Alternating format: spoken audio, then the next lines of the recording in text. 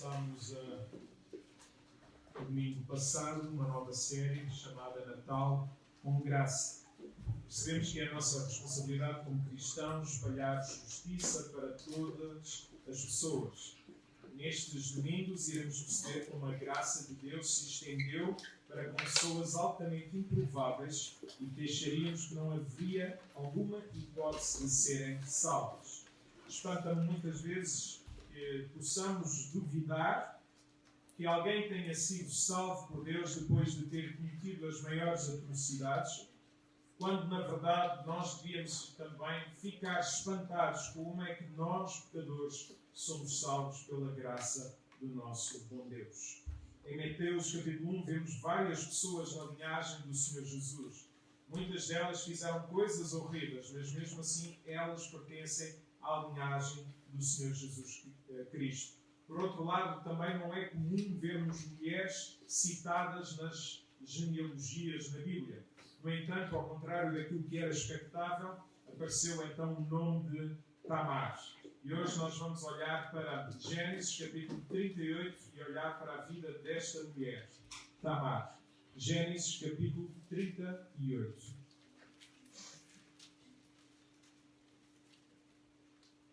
Primeiro livro da Bíblia, capítulo 38.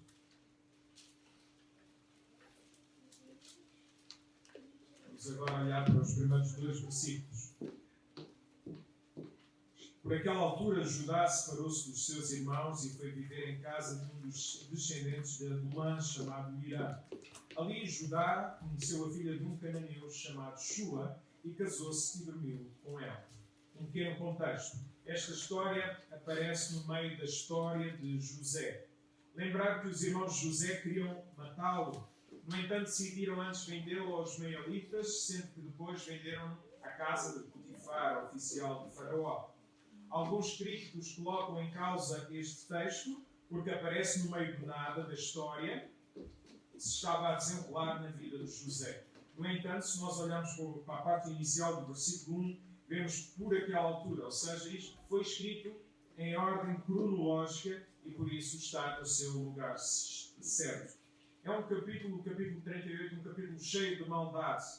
É um capítulo cheio de imoralidade sexual. Judá, filho de Jacó, teve então a ideia de vender José em vez de matá-lo. Depois separou-se dos seus irmãos e casou-se com uma mulher cananeia. Logo aqui podemos ver que a vida de Judá não estava bem. Era muito claro para o povo hebreu que apenas podiam casar com mulheres hebreias, logo não deviam casar com pessoas que não temessem a Deus.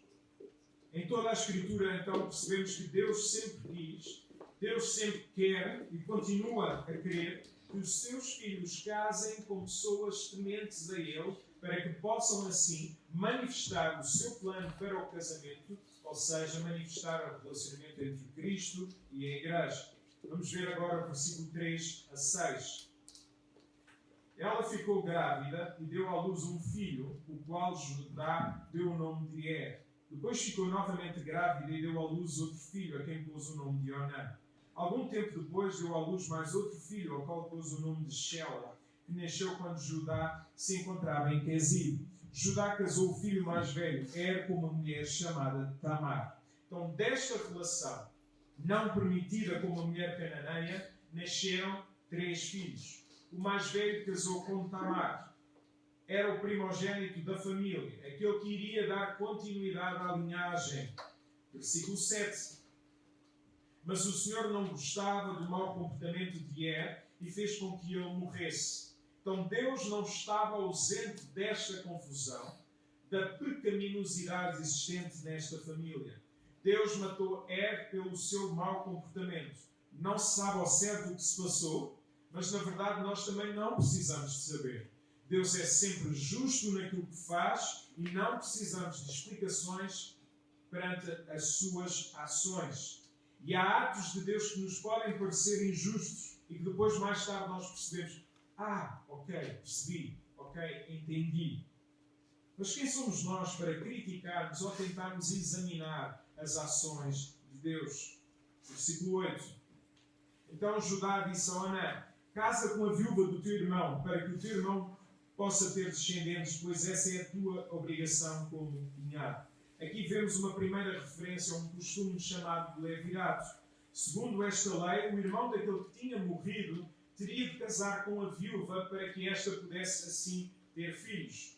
Os descendentes eram considerados filhos e herdeiros do trono, ou herdeiros do morto, melhor dizendo. Em Deuteronômio também, capítulo 25, temos mais informações sobre esta lei. Ou seja, segundo o texto bíblico, Onã tinha a obrigação de dar filhos a Tamar para que esta tivesse um futuro e também pudesse dar linhagem a esta família. Vamos ver o que é que então o segundo filho fez, chamado Onã. E encontramos isso no versículo 9. Mas Onã sabia que o filho que nascesse não seria considerado seu. Por isso, cada vez que tinha relações com a viúva do seu irmão, ele derramava-os no chão, o sêmen, e assim evitava dar descendentes ao seu irmão. Então, Onã sabia que se tivesse um filho com Tamar, de certa forma não seria considerado seu. Sabendo disto, então fez o que o texto diz para que essas coisas não acontecessem. Mas ainda porque ao ter um filho, esse filho seria considerado o primogênito da família, por isso iria ter a liderança também da família, recebendo herança dupla. E Onã não estava disposto a tal. Isso mostra-nos, mais uma vez, que o filho de Judá não estava a cumprir aquilo que Onã, ou melhor, aquilo que Deus tinha ordenado. O que é curioso, a cadeia de desobediência a Deus. Judá desobedece casando com uma mulher cananeia. Tem filhos e eles também desobedecem ao Senhor Jesus. Versículo 10. Aquele procedimento desagradou muito ao Senhor e o Senhor fez com que também ele morresse. Dois aspectos muito rápidos aqui. Primeiro, mais uma vez, Deus não está ausente no meio da desgraça. Deus continua presente. Em segundo lugar, Deus agiu contra o pecador. Assim podemos ver, meus irmãos, que Deus matou 2 filhos de Judá por causa do pecado cometido. Versículo 11. Judá disse à sua nora Tamar: volta para a casa do teu pai como viúva, até que o meu filho Shela cresça. O que Judá na realidade pensava era evitar que ele morresse também como os irmãos. E assim Tamar foi-se embora e foi viver para a casa do seu pai. Então, das duas uma, meus irmãos. Ou Judá sabia que Deus não pactuava com o pecado e por isso tinha medo que a cadeia do pecado se alastrasse para o seu filho mais novo. Ou então podia achar que era a sua nora, Tamar, que trazia infortúnio para a sua família. E este é um problema sério. O pecado cega e não permite ter discernimento necessário perante as situações. Faça isso, então Judá disse a Tamar que fosse embora, que fosse para a casa do seu pai. Talvez ela, ao ir para a casa do seu pai, esquecesse da necessidade de ter filhos e fugir assim das suas responsabilidades. Colocava também a vida de Tamar em risco, pois uma mulher sem filhos naquela cultura era a mesma coisa que deixá-la ao abandono e sem condições algumas de sustento. Ou seja, já nesta altura, víamos homens a tratarem mal as mulheres e não como iguais. Tamar seria então uma mulher sem nome e uma mulher isolada de todos. Judá então promete ao seu filho mais novo, mas na verdade foi só de boca para fora. Vamos ver, versículo 12. Passado bastante tempo morreu a mulher de Judá, a filha de Shua. Terminado o período de luto, Judá foi a Timna com o seu amigo Irã de Adulã para ir ver os que faziam a tosquia do seu gado. Então Judá ficou viúvo e não se sabem então os motivos da morte da sua mulher. Versículo 13 e versículo 14. Alguém foi comunicar a Tamar: o teu sogro vai a caminho de Timna para assistir à tosquia do gado. Ela tirou os vestidos de viúva, cobriu o rosto com um véu, sentou-se à entrada de Enaim, que está no caminho para Timna, porque ela sabia que Shela já era crescido e ainda não tinham casado com ele. Então, meus irmãos, quando alguém dizia que ia assistir à tosquia do gado, era a mesma coisa que dizer que ia a festas pagãs, as quais promoviam comportamentos devassos, comportamentos errados sexualmente, em honra da fertilidade. Sendo assim, Judá ia mais uma vez a sítios que Deus não permitia que os seus filhos fossem, como a locais onde havia muita promiscuidade. Mais uma vez, pecado gera pecado. Tamar percebeu que algo estava errado. O filho prometido já era um homem e ainda não a tinham chamado para casar e suscitar descendência. Por isso, acredita-se que já tivesse passado vários anos. Versículo 15. Judá viu-a e pensou que se tratava de uma prostituta, pois ela tinha o rosto coberto. Então, como Judá vinha de um sítio promíscuo, onde havia muitas meretrizes, achou que ia encontrar uma mulher disposta a ter relações com ele. No caso, era uma mulher com o rosto coberto, que era um exemplo de uma meretriz cultural. Versículo 16. Desviou-se um pouco do seu caminho para passar junto dela e disse: deixa-me dormir contigo. Ela não sabia que era a sua nora, então ela perguntou: o que é que me dás para dormires comigo? Então, Judá mostra aqui mais uma vez a iniquidade espiritual. Versículo 17 a 19. Ela respondeu: mande-te depois um dos cabritos do meu rebanho. Ela respondeu: mas tens que me dar alguma coisa como garantia que me vais dar. Ele perguntou-lhe: o que é que tu queres que eu te dê como garantia? Ela respondeu: o teu anel de selar, mais o cordão e o cajado.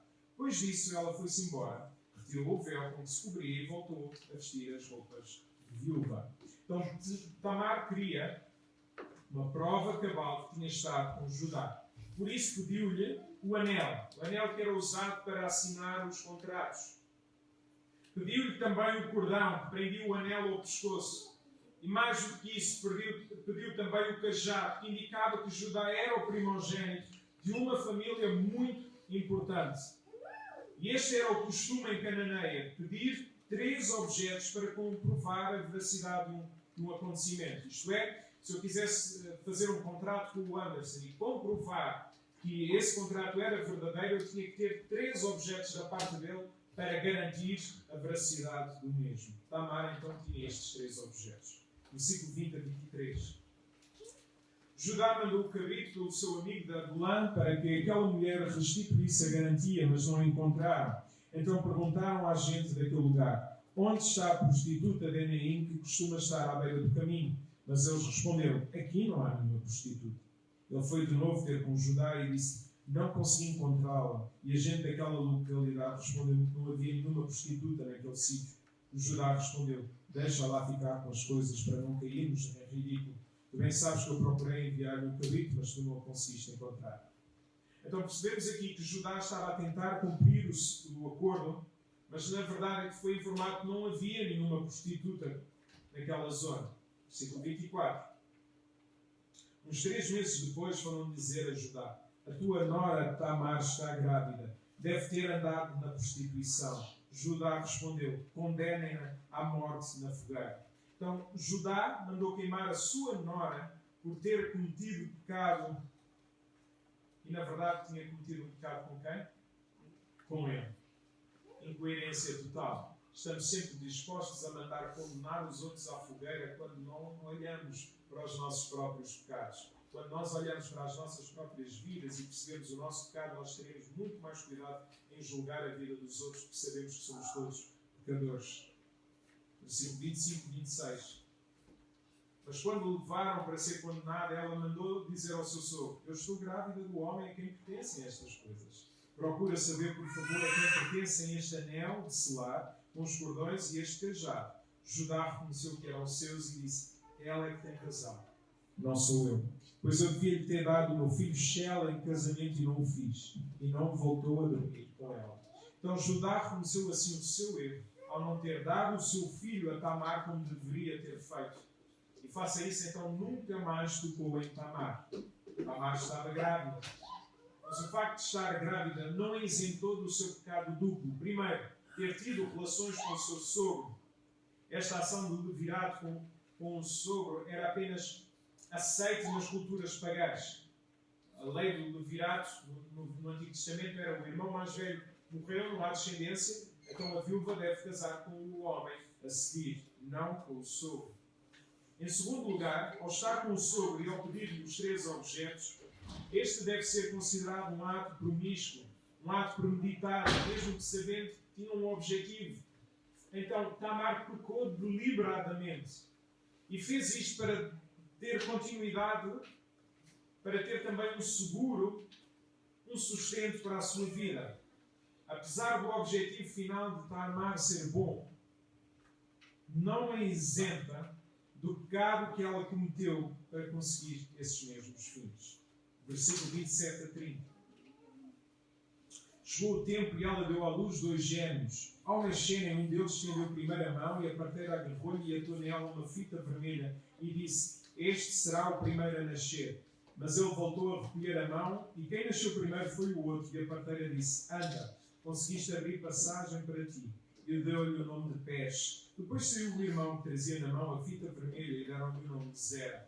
Então o primeiro dos gêmeos foi Pés. Estava para ser Zera, até porque a parteira colocou a fita para saber quem era o primogênito e para depois não haver confusões. No entanto, Deus soberanamente decretou quem seria, o descendente seria Pés, para dar continuidade a esta linhagem messiânica. Qual a razão de ter sido Pés e não Zera? Não sabemos. Não nos compete saber. O que sabemos é que Deus sempre foi, Deus continuará a ser justo em tudo o que faz. Deus escolheu então soberanamente este filho, fruto de uma relação incestuosa, para dar continuidade à linhagem na qual vinha o Senhor Jesus Cristo. Qual a razão?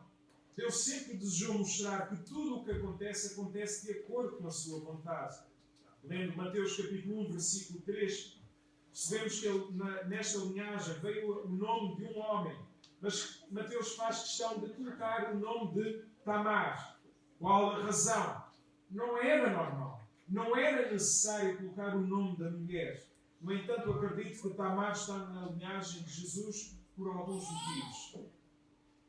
3, pelo menos. Em primeiro lugar, para salientar que a graça de Deus cobre qualquer multidão de pecados. Então, o pecado de Judá fez com que surgissem outros pecados, quer na sua vida pessoal, quer na dos seus mais próximos. É um ciclo, o pecado gera pecado. No entanto, há esperança. Não há nada que nós possamos ter feito que não possa ser perdoado por Deus, porque os seus olhos, os olhos de Deus, são sobre aqueles que têm um coração contrito, aqueles que mostram arrependimento. Há esperança para ciclos de pecado. As pessoas ao nosso lado podem nos acusar de termos pecado, mas se realmente houver arrependimento, tenhamos a certeza que a graça de Deus estendeu sobre nós. Podem trazer o nosso passado, podem trazer o pecado do nosso passado à vista. Nós cristãos não temos telhados de vidro, porque o nosso passado já foi perdoado por causa do sangue do Senhor Jesus Cristo. Podemos ter vergonha. Sim, podemos ter vergonha. Mas o pecado foi perdoado, foi crucificado na cruz. Como nós costumamos dizer, o pecado foi consumado na cruz para que esse mesmo pecado não nos consuma mais. Então Tamar não foi abençoada pelo que fez. Ela foi abençoada apesar do que fez. E isto é graça. A graça de Deus não se manifesta sobre pessoas que merecem. Porque ninguém merece, não há um justo sequer. Todos se extraviaram. Então a graça de Deus é maravilhosa. A graça de Deus é poderosa.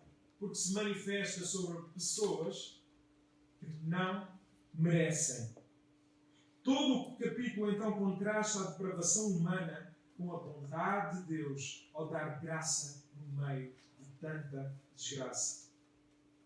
A graça de Deus reina sobre o pecado, seja ele qual for. E Mateus menciona Tamar para mostrar que vidas chocantes podem ter acesso a esta graça. A semana passada nós falámos então acerca de como a graça de Deus atingiu a vida de Pedro Dias. E algumas pessoas ficaram espantadas. Será verdade? Mas a pergunta não é essa. O choque não é esse. O choque é como é que Deus me salvou. Porque eu sou tão pecador como esse Pedro Dias, como qualquer um de vós. Como é que a graça me alcançou. Então fiquemos mais chocados como é que Deus é capaz de salvar pessoas como nós, como é que Deus continua a nos amar, sendo que nós, se calhar, até vimos para a igreja já optamos. E Deus continua a amar-nos. Então é uma graça transbordante, uma graça que choca, pois alcança pessoas inesperadas. Então não te esqueças disto. Tamar é um exemplo. Em segundo lugar, em Jesus nós temos um novo nome. Deus matou os filhos de Judá por causa dos seus pecados. No entanto, Deus entregou o seu Filho por causa dos nossos pecados. Deus matou os filhos por causa do seu pecado e agora Deus matou o seu Filho Jesus para que não nos mate mais devido aos nossos pecados. Somos capazes de ficar chocados como é que Deus matou aquelas pessoas, mas não ficamos chocados como é que Deus matou o seu Filho. Na linhagem de Jesus, então, podemos ver vidas de homens e de mulheres cheias de pecado, porque não há nenhuma pessoa que por si só consegue salvar-se a si mesmo. Estas vidas mostram quem nós somos na realidade. Ao olharmos então para a linhagem de Jesus, vemos como pessoas como Judá ou Tamar tiveram um novo nome porque se arrependeram. Então, para todos aqueles que se arrependem dos seus pecados e creem que Jesus foi à cruz no seu lugar, há certeza que em Cristo tem um novo nome. E vamos dessa forma dar continuidade à linhagem do Senhor Jesus Cristo. João 1,12. Mas a todos quantos o receberam, deu-lhes o poder de serem filhos de Deus, de serem feitos filhos de Deus aos que creem no seu nome. Cuidado, meus irmãos, quando damos nomes aos nossos irmãos na fé, quando damos nomes do seu pecado aos nossos irmãos da fé e não os chamamos filhos de Deus Altíssimo. Muitas vezes as pessoas não querem regressar à igreja. Nós temos falado sobre isto porque sabem que pecaram e que se forem à igreja se calhar ainda vão ser recebidas com pedras. Lá vem o mentiroso, lá vem o ladrão, lá vem aquele, lá vem este. E esquecem-se que um dos sinais dessas pessoas estarem arrependidas é precisamente voltarem à igreja. O nosso ministério é o ministério da reconciliação, da ovelha perdida. É muito bom e agradável receber novas ovelhas, mas não nos podemos esquecer da ovelha perdida. E quando as pessoas vêm, vamos abraçá-las, falando da graça, falando da verdade. Não podemos esquecer disto, e a mensagem de Natal é uma mensagem da reconciliação. Jesus veio para reconciliar pecadores com o Pai. Terceiro e último lugar. Em Tamar, percebemos que todos nós somos necessitados da graça. Mark Driscoll disse o seguinte: Tamar aparece na linhagem de Jesus para mostrar que as melhores famílias são famílias pecadoras e que precisam de Cristo. Então, meus irmãos, não pensemos que o pecado afeta apenas os outros. Ele afeta toda a raça humana. E às vezes, quando nós ouvimos alguém a cometer pecado, nós dizemos logo: eu sempre sabia que aquela pessoa não me ia enganar. Com a vida que tinha, ele ia fazer isto. Ou então, quando vemos um pastor a cair em pecado, dizem: com aquela linha doutrinária era expectável que ele fizesse aquilo. Isto, meus irmãos, é não sabemos olhar para o espelho, não sabemos olhar para as nossas próprias vidas. Quem olha para a sua própria vida percebe que é pecador e é um necessitado da graça de Deus. Não pensemos então que um determinado pecado só acontece aos outros. Todos nós somos possíveis pecadores. Por isso necessitamos ter uma vida de intimidade com Deus para conseguirmos vencer as tentações. Tamar é um exemplo que o pecado pode ser cometido por qualquer um de nós.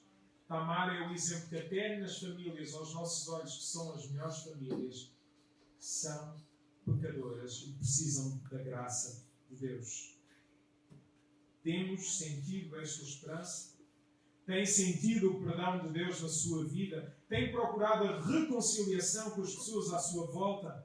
1 Crónicas, capítulo 16, versículo 11. Buscai ao Senhor e a sua força. Buscai a sua face continuamente. Há aqui um alerta para que todos nós busquemos a face do Senhor. Porque até nas melhores famílias, e volto a tocar neste aspecto, até nas melhores famílias há necessidade de reconciliação.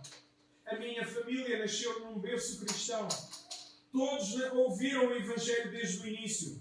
Ouvem a mensagem do perdão, ouvem a mensagem da reconciliação. E ainda há pessoas que não conseguem falar umas com as outras. Onde é que está a mensagem da reconciliação? Onde é que está a mensagem do perdão? No que depender de nós devemos ter paz com todos.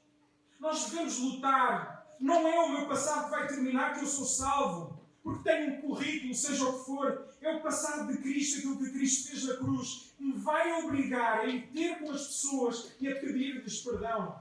Não importa se eu tenho razão ou se eu não tenho razão. O que importa é que Cristo seja reconciliado, ou melhor, que Cristo se reconcilie connosco e que Cristo seja glorificado nas nossas vidas.